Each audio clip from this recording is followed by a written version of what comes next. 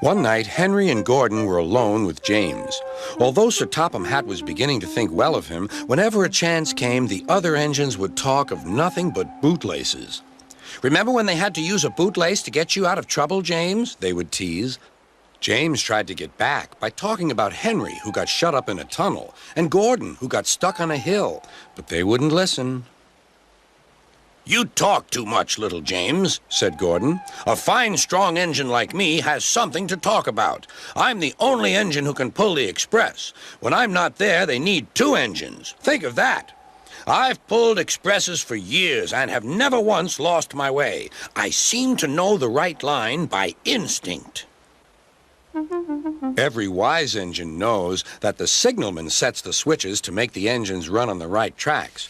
But Gordon was so proud he had forgotten.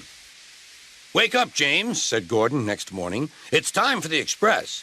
What are you doing? Odd jobs? Ah, well, we all have to begin somewhere, don't we? Run along and get my coaches. Don't be late." James went to get Gordon's coaches. They were all shining with new paint. He was careful not to bump them, and they followed him smoothly into the station singing happily, "We're going away! We're going away!" "I wish I were going with you," said James. "I should love to pull the express and go flying along the line." Gordon, with much noise and blowing of steam, got ready to back onto the train.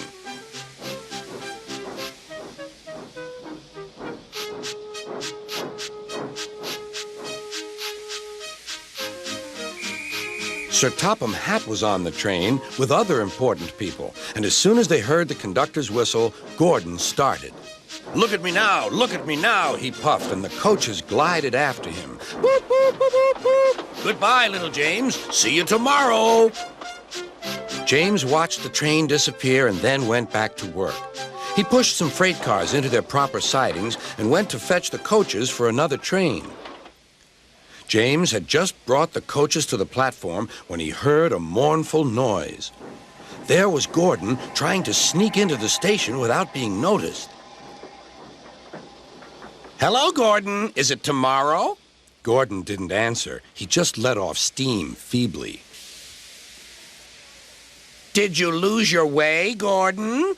"No, it was lost for me. I was switched off the main line onto the loop. I had to go all round and back again." "Perhaps it was instinct," said James. All the passengers were shouting at the ticket window, "We want our money back." Sir Topham Hatt climbed onto a cart and blew the conductor's whistle so loudly that they all stopped to look at him. Then he promised them a new train at once. "Gordon can't do it. Will you pull it for us, James?" "Yes, sir. I'll try." So James was coupled on and everyone got in. "Do your best, James," said Sir Topham Hatt. Come along, puffed James. "You're pulling us well, sang the coaches. "Hurry, hurry, hurry," puffed James.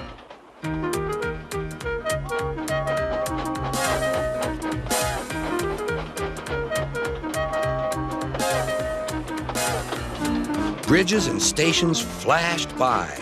The passengers cheered, and they soon reached the station.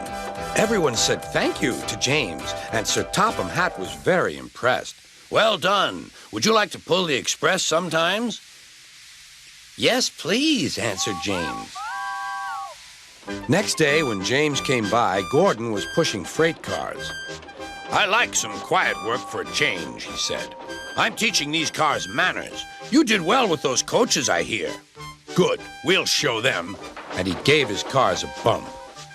James and Gordon are now good friends. James sometimes takes the express to give Gordon a rest. Gordon never talks about bootlaces, and they're both quite agreed on the subject of freight cars.